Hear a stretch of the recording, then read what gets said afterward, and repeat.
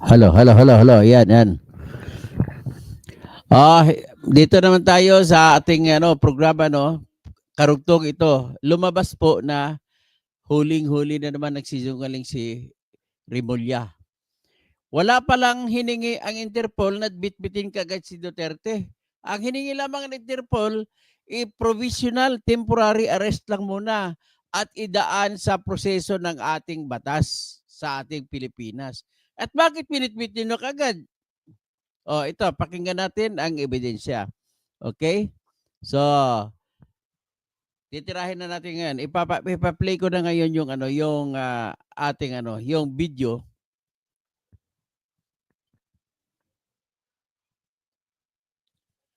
So, yan, nakikita niyo sa screen. Yan po yung tinatag na diffusion notice. So, mayroon palang tinatawag na diffusion notice sa Interpol, maliban pa sa tinatawag na red notice. So, yung diffusion notice parang iilan lang, parang preliminary lang yung pagpadala at iilan lamang na bansa nakakaalam. Parang top secret. So, kaya ipa-play natin kung ano, ang makitutunghayan mo rito, lalabas na yung hiningi pala ng Interpol ay hindi hulihin ng dire-diretso kagad sa dadalhin sa The Hague. Tapos nakita naman natin sa mga video na nauna na nagdi-demand ang mga abogado ni Duterte at saka Duterte na idaan sila sa Article 59 ng ng Rome Statute at hindi sila pinakinggan. No? Tapos ito naman ngayon, lumabas pala na naglalaro sa hindi malaman ni Mr. Remulla kung anong gagawin niya kasi unang announcement nila dinaan daw nila sa Article 59 na kung saan tumayo na bilang korte ay yung Department of Justice, hindi yung korte. So mali na yon. Dahil mali na yon, napahiya sila, sabi nila, dinaan nila sa Interpol na request daw kasi dapat bitbitin kagad kasi may obligasyon daw. Yun pala, wala naman palang obligasyon na gano'n sa Interpol kasi sinabi ng Interpol ay idaan sa batas natin at request nila ay extradition, hindi bitbitin. Kasi kaloka talaga itong mga loko ito. So ngayon, sige pakinggan natin ngayon ang pag-interview ni kagalang-galang na Amy Marcos. Kung hindi dahil kay Amy Marcos, wala itong investigasyon na ito nangyari. Diffusion. Hindi po Diffusion siya notice. wanted person po ang nandoon. Okay, pakita natin. Medyo maliit ang letra, pero basahin natin. Pwede bang palakihin para mabasa na maigi pa? Okay. So, maliwanag, tama po na dumating ng 3:04 ba to? Correct po. Tama. Ng umaga, Tama Arian. Maliwanag. Tapos, ang request dito, after prior consultation with the government of the Philippines. Pansinin mo ha, bago pagsalita natin si Amy. Yun, nakita mo dito yung petsa.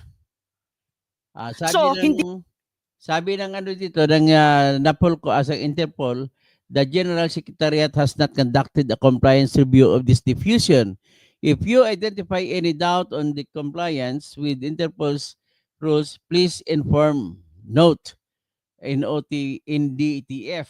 So date, kailan ang date pinadala? 10/03/2025. Nagsinungaling na naman sila dito. Akalain mo ba? Ang inanunsyo nila po ay March 11 daw sila binigyan ng notice ng Interpol. Yan pala, March 10 ay pinadala na sila. Grabe, bakit ba kailangan pa magsinungaling? Hindi naman problema kahit maaga ang totoo kung sabihin lang totoo. 10/3. Nakasulat diyan, 10/3. 2025 from International Criminal Court to NCB Manila. So ibig sabihin, galing sa direkta sa ICC papunta sa National Interpol Manila. Okay. Tapos, ang nakalagay, high importance daw ang notice na to. At nakalagay, Duterte Rodrigo Roa, DOB, date of birth, March 28, 1945, wanted NCB message reference W1800394. Hindi ko alam ano ibig sabihin ng number na yan. Siguro mga serial number nila. Tapos, please arrest the subject of this diffusion. So, ang i-arrestuhin daw si Digong Duterte. Diffusion ang tawag.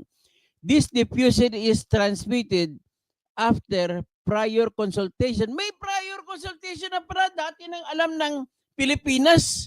Kaya pala, noong Martes pa lang, Huwebes, ay may mga pulis na nagbantay doon sa kwan. 7,000 na pulis na gumalaw doon sa Davao at saka dito sa Maynila. So, ganoon kasimple. Hindi naman sabihin rin ni Marvel, standard operating procedure lang daw doon. Hello, gusto mo talaga Marvel niloloko po may mga Pilipino Oh, yan this diffusion is transmitted after prior consultation. May bagong konsultasyon na pala sa Pilipinas. Nag-Government of the Philippines itong ICC who have agreed to comply with this request for arrest. Ay nako, dati hindi pa dumating ang notice ng Interpol, may usapan na arestuhin nila. So, ibig sabihin, formalidad na lang ito, transmitted to the government of the Philippines. Ibig sabihin, maaga pa lang, ay alam na nila, may aresto, hindi totoo yung sinasabi nila na 11 lang nila natanggap ang notice. Kasinungalingan. Bakit kailangan nyo pagsinungaling? Pwede naman, wala namang kukontra ko. Sinabi nyo, March 10 pa lang, alam nyo na may arestuhin kayo. Bakit magsinungaling pa kayo? 11 na natanggap. Pakinggan natin. Di totoo na March 11, 3 a.m. lang ninyo nalaman. Hindi totoo na March 11, 3 a.m. ninyo nalaman. Kasi nakasabi dito sa page 1, after prior consultation with the government of the Philippines who have agreed to comply with this request. Ibig sabihin, ang pamahalaan ay nakausap na, una, ikalawa, sumang-ayon na. So, ibig sabihin, ito, formal transmittal lang. Walang sinasabi dito na biglaan ito. Kaya nga, March 10 pa lang 7,000 ng pulis na ang minobilize. Tama si Amy. Bakit sinasabing ganito? Yung sinasabi po nyo na... Hindi, binabasa ko lang to Opo.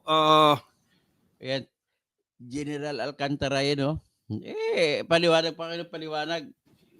Ang matatanong po natin dyan ay yung nagpadala po yung nag-apply po, ICC.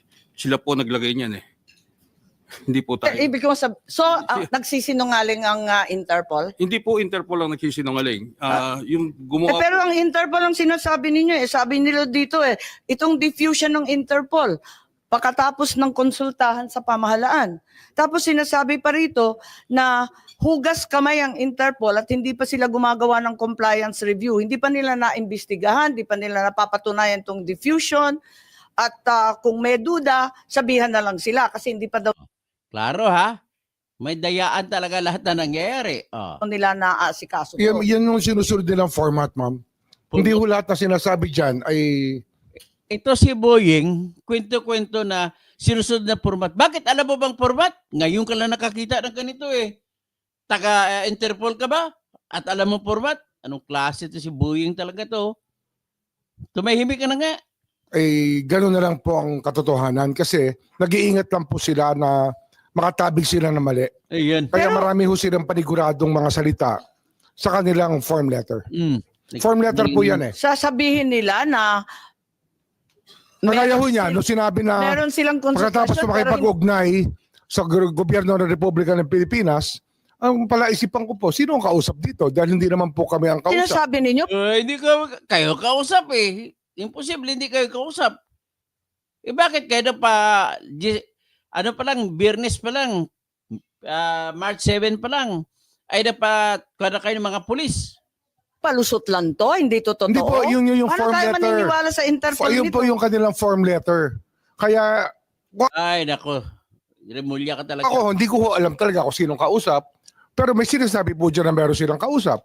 Pero ako, wala akong kaalaman. Baka alam ng kapulisan, sino ho ang Hugas kamay itong Boying Remulya na to.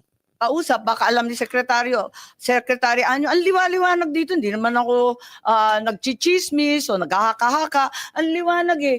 Nakausap na daw yung gobyerno at sumang-ayon na daw ang gobyerno na arestuhin. Paano ba to? At ito daw ay formal transmittal lamang. Ibig sabihin, nauna yun. Oh, tama. Ganon talaga. Nauna niya yung pang-alam kaysa yung formal na letter. Andyan eh, ang liwanag oh. Anybody wish to comment? Secretary Anyo, please. General Marbil. Oh. Bakit may Sabi naman Bisaya, lagom, huli kayo, bisto kayo. prior consultation and assent? Uh, Bakit ma- sumang-ayon ng mas maaga?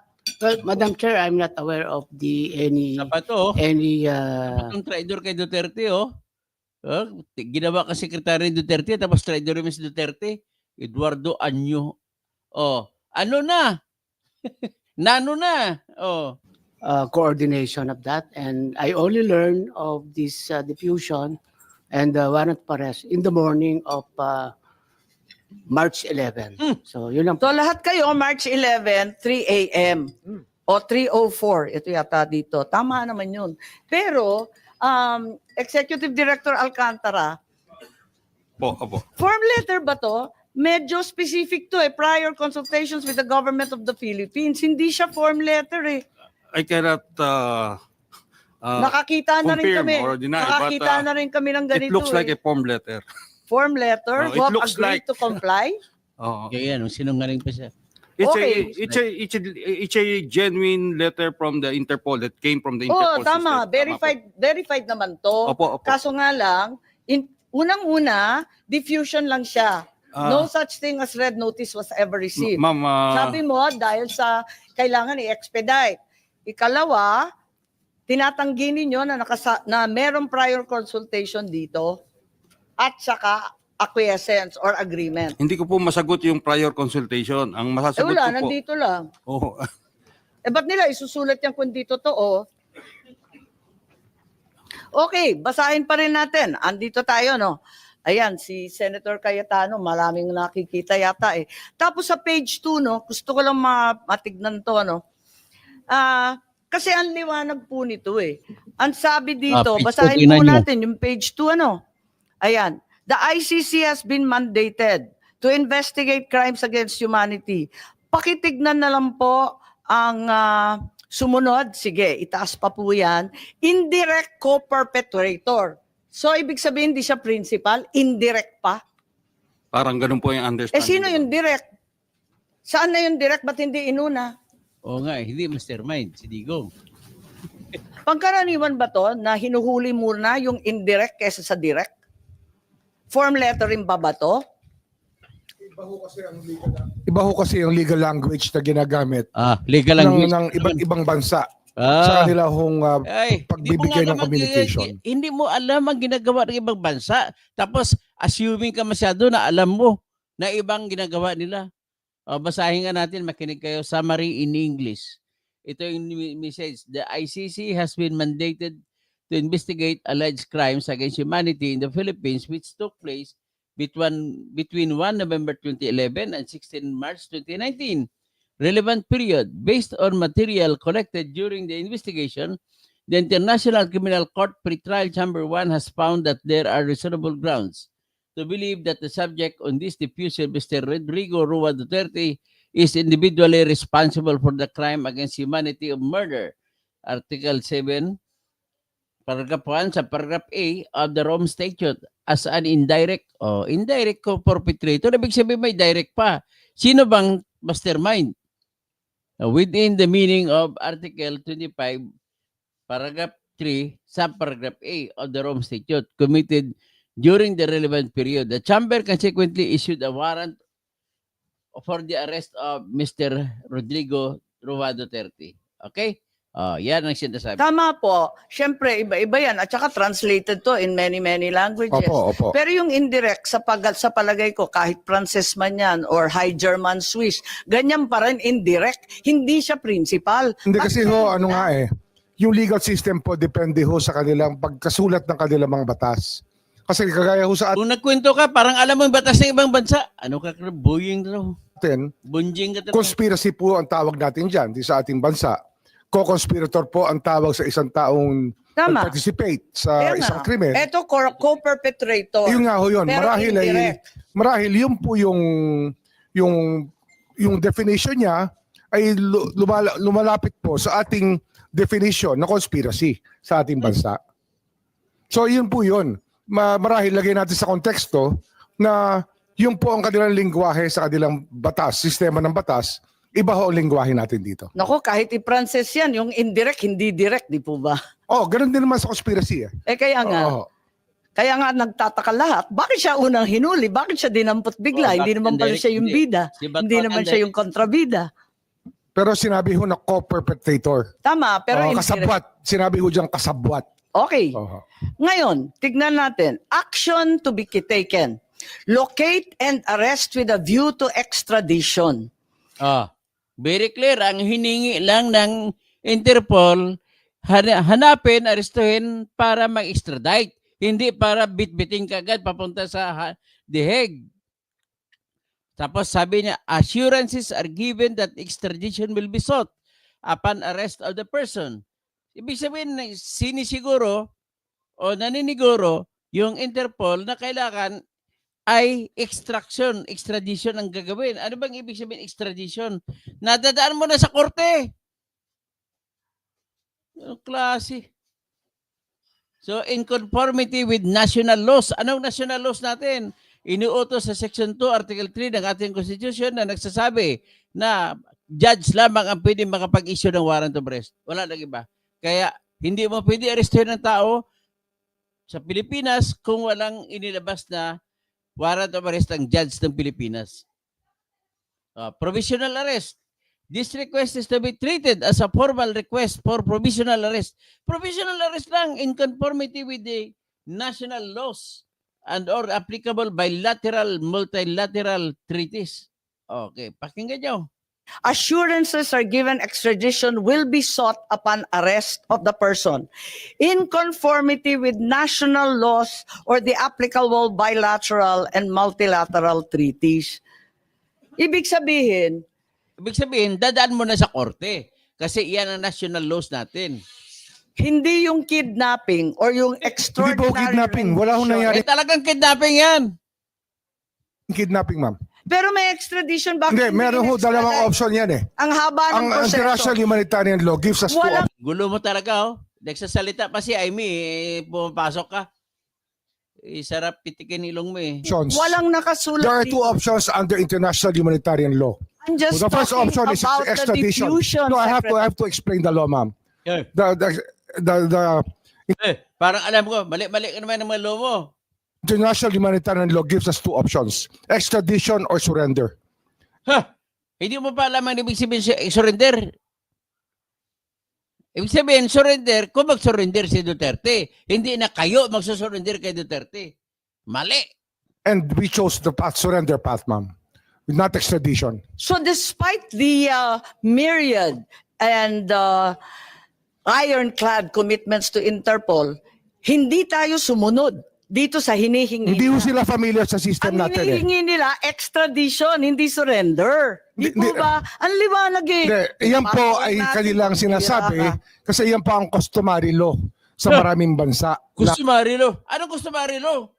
Wala pong customary law na bitbiting ka kung i-request na ng Napolcom. Wala, ay Interpol. Wala pong customary law ganun. Anong ibig sabihin ng customary law? Na yan po ay ino-observe sa lahat ng bansa. Kayo lang nga nag-observe eh. O ngayon, ito ngayon ang balita. Bakit? Bakit binaliktad ng Timor-Leste yung pagpa-deport kay Arnie Tevez papunta Pilipinas? Bakit pinoprotektahan ng Timor-Leste si Arnie Tevez? Matapos siya huli ng Interpol. Sa atin naman, tinutulak natin ang ating tao. Extradition. Kanina sinabi mo, Hindi, kaya nga eh, customary yun law, yung procedural at administrative, hindi din Hindi, pero yun nga ho eh. Hindi nila alam yung ating batas eh. Hindi ho nila alam na meron tayong Republic Kiniklaim mo. Nilabag mong batas, ikaw kidnapper ka. Act 9851 na nagsasabi pwede extradition o pwede Mali ka, kailangan dadaan pa rin ng korte. Sinasabi na nga sa Section 2 at Section 6 ng ating Constitution sa Article 3 na kung sa Section 6 ay upon the court order, lawful court order. Kaya pwede mong the changing of a bond, ililipat mong tao upon lawful court order. surrender. Teka, Ang pinili po namin, executive action po, surrender po. tapusin muna natin yung sentence kasi meron pang karugtong. Extradition will be sought upon arrest of the person in conformity with national laws. Susunod tayo sa 9851. Yes, sinunod dyan, 9851. O, And sige. hindi extradition ang aming ginamit, Pwede na kundi surrender. yan.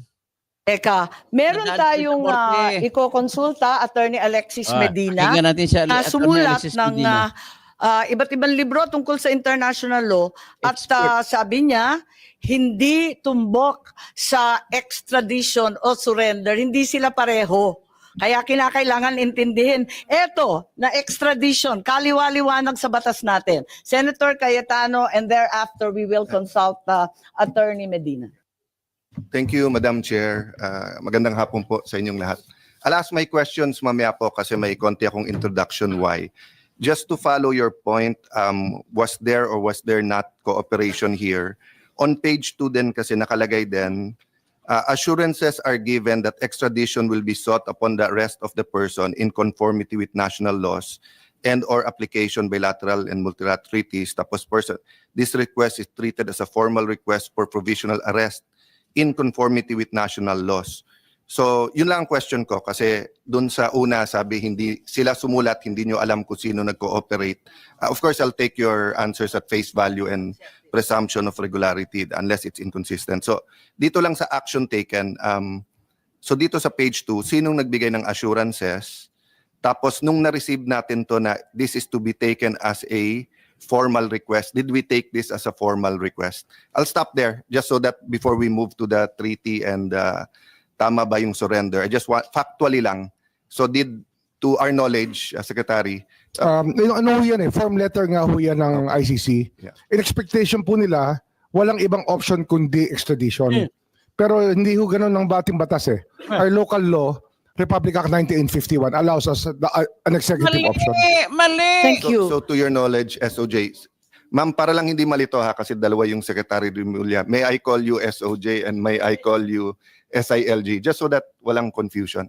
So sir, so to your knowledge, yung sinasabi nilang sa kabilang page at saka sa page na to na assurances were given, to your knowledge, that wasn't from the Philippine government. Ano ho yan Ang sinasabi po nila dyan, makakasiguro kayo na hihingi namin sa extradition ang taong yan na aming ginawang wanted. But is that Interpol so did Interpol assure that? Kasi ano ito diffusion notice is not given to, pagkaya ng red notice buong mundo ho, nakukuha yan, itong diffusion notice limited to a few countries. And And then- distinction. And then sino po ang empowered to give them assurances that we will? Or is it standard? Sila ho, standard, kaya nga form letter po nila yan Okay. Form letter nila yan. But when they say that there was assurances from us, is that a general assurance because we're member of Interpol or meron nagsabi sa atin that we assure you? They are the ones assuring us that they will seek the extradition. Okay. Sila po nag-assure sa atin. Okay, gusto ko lang tapusin to, no? Yung At alam mo, sumunod kay Senator Cayetano. Yung sumunod na sentence, basahin po ninyo. The request is to be treated as a formal request for provisional arrest. Ibig sabihin provisional, in conformity with national laws. So ang liwanag po, hindi yun ang nangyari kasi hindi naman provisional arrest, dinala na dun sa dahig. At saka in conformity with national laws, kapag yung Article 17 po ng RA 9851, hindi naman siya sumunod. Ang provisional arrest po is only for extradition. Ay! Hindi po kasi extradition ang route natin. Okay, pero Bakit? Hindi ka naman korte. Ba't ikaw magdidesisyon? Sinasabi na nga sa Constitution, lahat ng klase pag-aresto ay dadaan sa korte. tapos na tayo sa extradition, pinag-usapan na ni Senator Cayetano. Ang request lang dito, provisional arrest. Kaya nga ho ginagamit po yung term, Provisional pa lang. ginagamit pong term na provision Dahil wala kayong karapatan dalhin sa dahig. Idaan nyo muna sa korte dito. arrest in conjunction with extradition. Hindi po extradition ang ating pinagdaanan dito. Okay, nais kong tawagin ang ating eksperto dito, si Professor Alexis Medina, na nagpapaliwanag na yung surrender ay naiiba sa extradition at maliwanag yon sa lahat. Kaya't I'd like to recognize Attorney Alexis Medina po. You've written extensively on the distinction and application of surrender versus extradition. Ano ang nangyari kay Presidente Duterte? Surrender ba yan or extradition? Thank you for the invitation, Honorable Madam Chair. Pinagkakaito. Medina. And good afternoon, everyone, the cabinet secretaries and distinguished members of the executive branch. Okay. Also, Senator Cayetano, good afternoon, Senator Bongo, Senator Jingo Estrada. Going back to the question, there was the proposition that the immediate surrender of the person arrested to the jurisdiction of a foreign government, or foreign state, or international tribunal can be undertaken without judicial proceedings under 9851, Section 17. I respect the opinion of our hardworking and brilliant Secretary of Justice, but nevertheless, I respectfully disagree. Surrender without judicial proceedings might amount to a violation of the liberty of abode that is guaranteed by Section 6 of the Bill of Rights. The liberty of abode cannot be impaired without a lawful order of the court. That's the text of the Constitution. Now, this constitutional protection is a barrier for any government action that would simply compel an individual to change his residence. So to compel a person, to expel a person from his country of residence without a lawful court order by excluding the judicial process might amount to a violation of the liberty of abode. Now, surrender as an option under Section 17 is applicable only in very narrow situations. One is when the person to be arrested has already voluntarily surrendered to the custody of the national government, in which case that negates the necessity of the extradition process. The other option is when the person to be arrested is actually an alien, in which case there's no need to go through the extrajudicial process. It's only a deportation process which does not involve a court proceedings. So in those two instances, surrender without court proceedings would be possible. Other than those proceedings, it would be very difficult to maintain that is sanctioned by the Constitution. So ang Thank you, Your Honor. sinasabi po ninyo, dalawa lang pagkakataon na pwede mag-surrender. Kung yung mismong akusado at arestado ang nagsusumite sa pamahalaan, yun, pwede yun. Yes po. Kusa niya yun. Yes. Ikalawa, kapag banyaga, Yes po. hindi naman Pilipino, Yes po. deport, executive action yun. Yes po. Mabilis, walang kailangan na korte-korte. Yes po. So yun lang, wala na pong ibang exception, wala na pong ibang sitwasyon kung saan pwedeng surrender. Kasi pinagpipilitan na sinuko ang Pangulong Duterte ng pamahalaan sa Interpol. Yun ang pagkaintindi ko sa sinasabi kanina. Sinasabi ninyo, hindi po pwede yun. 2 pagkakataon lang ang po pwede isuko ang isang Pilipino. Yung isa pa nga, hindi sa Pilipino. Attorney Medina po. Yes, thank you, Madam Chair. I stand by my statement. There may be possibilities that surrender can happen in other situations, but certainly surrender of a person necessarily requires the lawful order of the court. And this requirement is consistent with the policy of the Constitution that whenever there's a deprivation of liberty, court intervention, judicial proceedings, judicial process is a requirement because the right to liberty is placed in an exalted status in our constitutional system. Hindi po pwedeng, the Constitution does not contemplate exclusion of the court process in depriving a person of his right to liberty. Kung hindi pwedeng isuko ang isang Pilipino na hindi pumapayag, hindi naman voluntary, ang ibig mo sabihin, ang iba pang pagkakataon, extradition na. Yes, That's the only legal Oh, that's process the to only enforce process, surrender legal to the extradition ICC. at hindi niyo ginawa. I-extradite na kapag Pilipino. Yan, huling-huli kayo. So dyan lang muna ang ating live stream. Hanggang dyan lang muna. At magandang gabi po sa lahat, no? Lain Ramilo, nakakahiya nga tayo eh. So ibig sabihin, gusto mo natin maparusahan kung sino dapat parusahan sa maayos na paraan. Hindi yung manlalamang pa, di ba? Presperes, Maya Pabengi. Tapos si Albert Piñar, no audio pala ko kanina. Si Albert, si Rogelio Tapado, kaka. Day after month, tapos ano po, sunod na hakbang mo. May mali naman sila. O may mali sila. Jola good evening, boss. Toto. Tapos D plus, Attorney Kausing, si Arne Tibis. Oy, ang binasura ng Timor-Leste na korte, yung petisyon na dalhin si Arne Tibis sa Pilipinas. Kaya talo ang Pilipinas. Doon sa Timor-Leste, pinoprotektahan yung hindi taga Timor-Leste.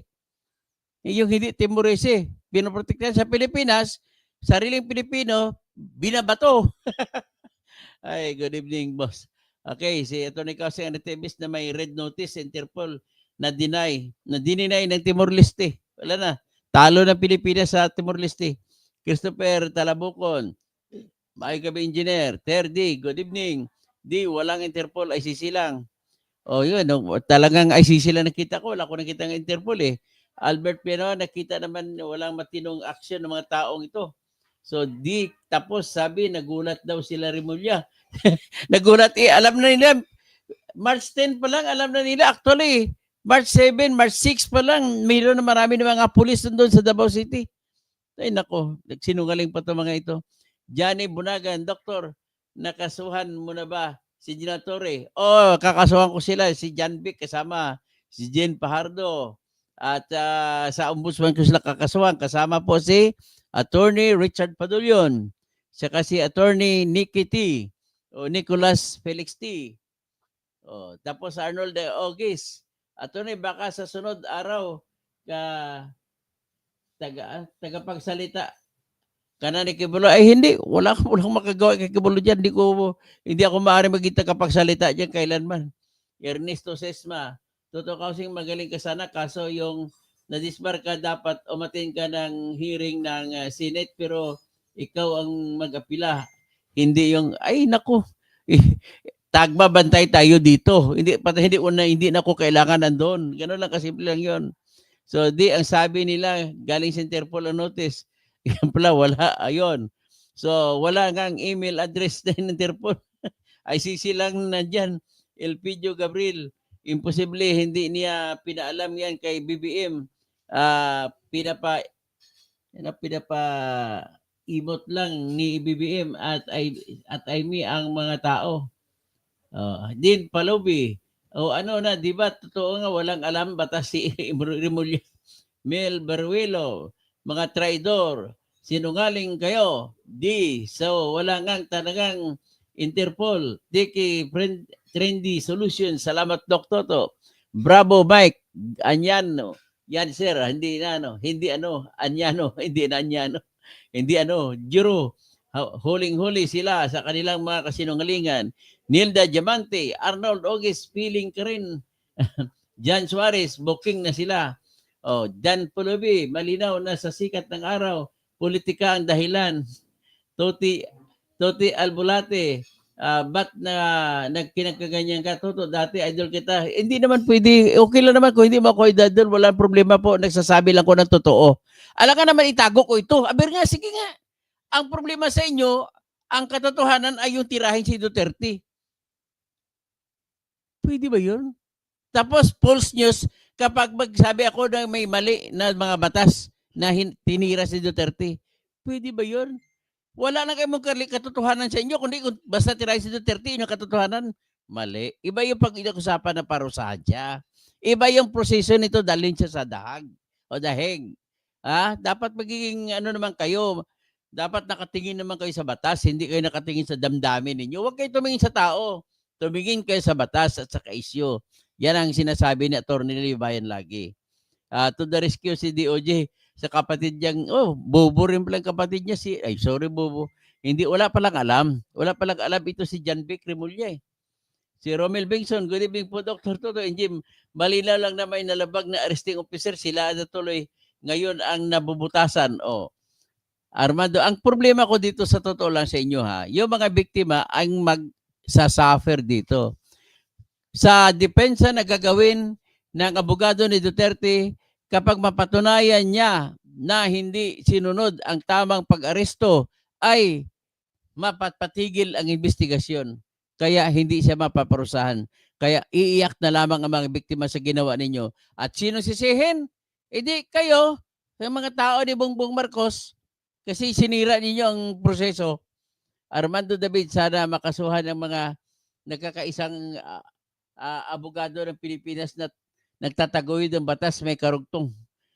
Ang mga magkamali at nagpumilit sa pagkamali ng mga opisyal, tutulong sana ang lahat. Okay?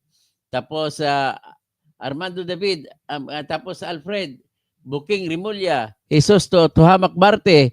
Good evening, Atty. Toto. Sana matatalakay mo rin yung pandaraya ng election sa Minay. Babalikan ko yan. Diosdado Talye, Sir Doc Toto, kalma lang, walang basagan ng kasinungalingan, tatakbuying. Dadalhin po sa korte para extradite, hindi dalhin agad. Dodge Blog, yan pala, batas ng Pilipinas, nakakahiya na silang lahat. Mischief Francine, no return, no exchange na po. Tama. Anyway, maganda naman yung tirahan ni Duterte doon eh. Mukhang nakakonse. Mukhang, ano tawag dito? Parang parang kung sa ilong ko pa nakasaho. Para siyang tuwang-tuwa yung katawan niya.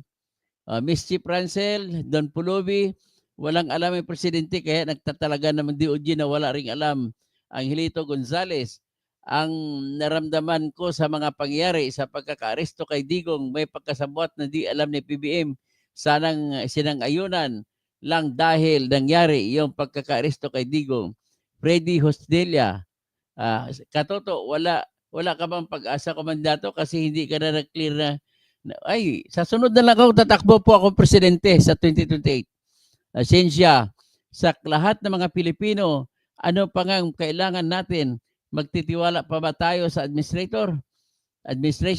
Michelle Rancel, Robert Maxales, si Mamsi, nag-utos ng kidnapping, si Mamsi Lisa Aranita Marcos, George Tresmaria, ano bang purpose ng hearing? To save Duterte or in aid of legislation? Pwede palang mag-hearing, Escudero, bakit hindi mo ginawa? Zakarek Fernando, good evening. Michelle Rancel. Tapos Jan Suarez, kidnapping yan kasi walang red notice. Noel Lumandas, Richie Bernardo, TSB Gaming, Diosdado Talye, tapos Alfred, Presperis, pinipilit kasi nilang sila ang magiging batas. Yun ang problema. Yun ang red notice si Tevis, pero denied. Hindi pinayagan ng Timor-Leste na i-deport sa Pilipinas si Tevis. Baliktad tayo. Naknaweteng. Richie Bernardo, kidnapper kayo, Buying and Company. Edgardo Atedio, Senate hearing is useless. They don't follow laws ang mga Remulla. Freddy Hostillia. Actually, maganda nga may Senate hearing eh. Nakbisto natin lahat eh. So, Wonder Mike, sino pa? Kuya Jokes TV, Jigger Yarte, Rene Tianson, at Yonson. After that, may managot ba? May managot yan. Dapat may kasuhan. Ako kakaso ko sa kanila eh. Kuya Jokes TV, Freddy Josenilla, tapos John Patrick Timesa, good evening. Silver Bullet. So, Johnny Abrazado, walang justice sa panahon ni Digong Munyo. Niya, ang justice para lang. Ganito bang po yan. sa batas, hindi po tinitingnan kung sino may kasalanan. Kailangan, pag nagproseso ng aresto, ay nakasunod sa batas. Hindi naman sinasabi sa ating konstitusyon na kung criminal ay wala ng karapatan na gagalang ang kanyang due process. Ganun po yun. Okay? Si Nolnol TV, kaya pala tanong si Iperdi, ano ang kanyang kasalanan? Kuya Jex TV, Lane Romelo, nakakahiya ang buong Pilipinas, evangelista, bakit sa pamalaan ang mag-surrender hindi naman mismo hinuli nila? Tapos Tamia Eljen Damasco, oy Eljen, kumusta konsyal? Gandang gabi idol. Kuya Jex TV, Armo Bautista, Kiki, Jose Flora Cornelius, Eparade like Daniel in the Bible, Tomio, Bibian Saremo, ang Engineer Toto, kahit araw-araw maghiring, tama si Bungo, nahuli na, ando na si Digong, wala na magagawa, ando na eh. So tutuloy-tuloy lang hearing noon. Lane Ramilo, di ako maka-BBM at maka Duterte, pero si BP Sara, hiyang-hiya na talaga siya. Pinagtatawanan na lang talaga tayo ng ibang bansa. O tama. Dante Reyes, good evening. Dr. Engineer Toto, Kausing. Izo Manggubat, ako ay maranaw na galit kay Duterte at sa mga tauhan niya dahil tinira nila ang mga Marawi at ginatasan pa ang pondo sa rehabilitasyon. Pero mali po ginawa ng gobyerno at ni Torre. Mapia magabi Iso Manggubat, pia kasan anda ka imanto sa Marawi. Happy Ramadan sa mga kapatid ko Muslim sa mga Maguindanao, Maranao at mga Tausug, lalo na sa Basilan, sa Sulu, sa Tawi-Tawi, okay, sa Barm area. Tapos Seven Samurai, balik DDS si Kausing, welcome back daw. Hindi naman ako DDS, makaano lang ako, makabatas lang ako. Kung pag ginawa, binalibag yung batas ko, kontrahin ko kayo. Ganun lang kasimple. Lorito Choa, kasuhan mo po si Duterte at Marcos dahil nilubog nila utang. Pare, mas malaking utang na pagkalubog ni Marcos. Ang laki. 16.3 trillion na tayo ngayon. May, Jimson Sally, Johnny Albrasado, puro kasi nga lang sinasabi niya. May maraming mabudol si Kausing ha. Ito si Seven Samurai. Akala niya maluloko mo ako. Di, wag ka na makinig sa akin. Basta sa akin, kung ano ang batas, yan ang batas. Didepensan ko yan. Okay? Nolnob TV, pinatahimik lang si Iperardi, pero dahil eleksyon na. So, inner peace, dito dapat kasi yan nilitis ni Leopold Garcia. At Toto, wag mo nang questionin ang teknikalidad. Paghuli kay Duterte, ang importante, hindi pwede. Kailangan malitis natin na maayos. Mali po yan. Hindi pwede yung ginagawa nila. Kabila Antigua, Dr. Otot, is example of sub-Saharan bald head. Ayun, isa ka pang racist ito si Camilo Antigua. Racist like Hidarian. Akala mo mga matalino kayo. Tomyo, Boyeng, umalis ka na sa pwesto mo. O yan. Lane Romelo, kahit OSG na sila, kayang pagtanggol. Ronel Santiago, Tomyo, Silver Bullet, Rumags Maglasang, Etnad Reyes, it's all about politics and not justice. Presperis, Katolpa, Seven Samurai, Kausing kung winawasto mo lang ang mali. Kung mali mo, ay talagang minawasto na mali. Ganun lang kasimple. Masyado lang kayo, ang feeling kasi ninyo, ang gusto nyo, tirahin si Duterte para yan ang katotohanan. Anong klase ganun? Kung may mali ginagawa titirahin natin ang mali na ginagawa. Kung kayo si Duterte, lahat ng pumapatay ng tao rito may karapatan sa due process. Ganun na kasimple lang yan. Hindi naman sinasabi sa konstitusyon natin na kapag nakapatay ay hindi na kailangan ng due process. Lahat pantay-pantay, may kasalanan ka o wala. Dapat bigyan ka ng due process. Ganun lang kasimple. Ronel Santiago, Imornibal, Frank Crisma. Oy, Frank Crisma, mayong gabi. Asa ka ba? Sa Surigao ka pa karon? Lane Ramilo, left the Philippines na lang, nakakahiya sila. Bumawi tayo sa eleksyon. Lane Ramilo, Maymay. Sino pa? Si Seven Samurai. Seven Samurai, huwag ka magalit sa akin ha. Ano lang yun ha. Totoo naman yan, binuto ko si Duterte noong 2016. Ano pa problema doon? Naasar lang ko sa kanya, marami na siyang pinatay. Ganun lang kasimple. Kaya dapat ang mga pinatay magkaroon ng katarungan. Ganun lang kasimple. So paano magkaroon ng katarungan kung didismiss ang kaso? Dahil sa ginawa niyong bawal na pag-aresto. Ganun lang yan. So Joe Tolentino, correct, 150% Pilipino wala nang tiwala sa mga Marcos. Abia El Namra, Eduardo Daquil Jr., the point is to arrest, di ba? O tama. Tomio, makulit ka talaga, Buying. Jimmy Bay Baye, Presperes, napakabuti ang Senate hearing, napahiyat ang mga piling magaling. Boy Rick, Elisto Vlog, Sabong Bicol, Regent Ford, Seven Samurai, ano ka ba? Akala mo sa Tony Kausing mabababaw yung pananaw? Nakakahiya. Basta kontra Duterte ka, hala, yan lang ang lahat na sasabihin mo kontra Duterte, parang iyon na lang ang totoo sa inyo. Paano ito? Halata na klase, sinira na kayo, nilabag ng batas. Ganun, ang batas lang aking kinakampihan dito, huwag kayong tumingin sa tao. Kahit sino kakampihan ng batas, dapat kakampihan natin. Kahit makakampi pa yan kay Bongbong Marcos, kampihan natin. Kakampi man kahit kay Leni, kakampihan natin. Ganun lang yun ho. Saudi Boy, assalamualaikum. Mga kapatid, alaikum assalam, Saudi Boy. Bismillahirrahmanirrahim. Assalamualaikum warahmatullahi wabarakatuh. Happy Ramadan sa mga kapatid ko dyan sa Barm, sa Sulo, sa Tawi-Tawi, sa Basilan.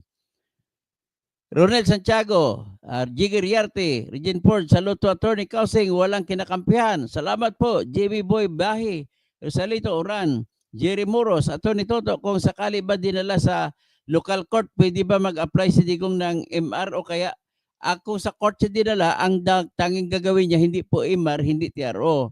Kundi mag-apply siya ng piyansa, pwede siya mag-apply piyansa. Kasi ano lang pala siya, co-perpetrator lang pala, hindi naman siya yung utak. Tapos, pwede rin siya mag-apply ng temporary remedy, mag-house arrest o kung ano. Ganun lang pwede niyang gagawin. Boy London, nakaranas din si Digong ng injustice gaya ng yan ang naranasan niya. Pero mali naman ang pagginawa. Kaya ang isang pagkakamali po ay hindi mo pwede makuha ang katarungan dahil sa paggawa ng pagmali. Kung nakapatayin tao, gusto mo patayin, mali din yun. Diba? Gusto nyo, gagalaw kasi di muna magtatanong.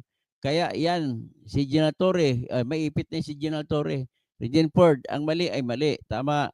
Rats, mob rulers. It's not about politically motivated ayon kay BP Sara, but not kasi matagal na nakasuhan ni Trillanes 8 years ago pa. Jeremy Boy Bahe, gusto ni Digong pabor sa kanya, dati ayaw. Hindi naman, siyempre lahat naman ay may gusto pabor sa iyo. Really, lahat tayo, ganun tayo. Pero kung may kasalanan parusahan natin. Hindi yung daanin mo sa mali. Pag bumalik ulit ang Duterte sa gobyerno, Merry Christmas lahat. Paano makabalik yan? Nakakulong na nga eh. Kitty, nabigyan naman ng justice yung war on drugs. Like yan, may video pa ako kung paano magpasalamat ang pamilya niya kay Digong.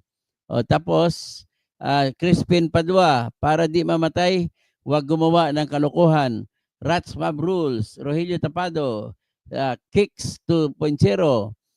Tapos, De Havu, Ronel Santiago, Tamyo.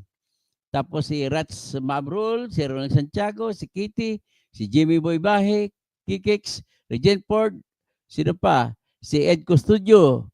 Tapos sino pa? Fortunato Junior Bahunswa. Okay, magandang gabi po sa inyong lahat. Magandang gabi.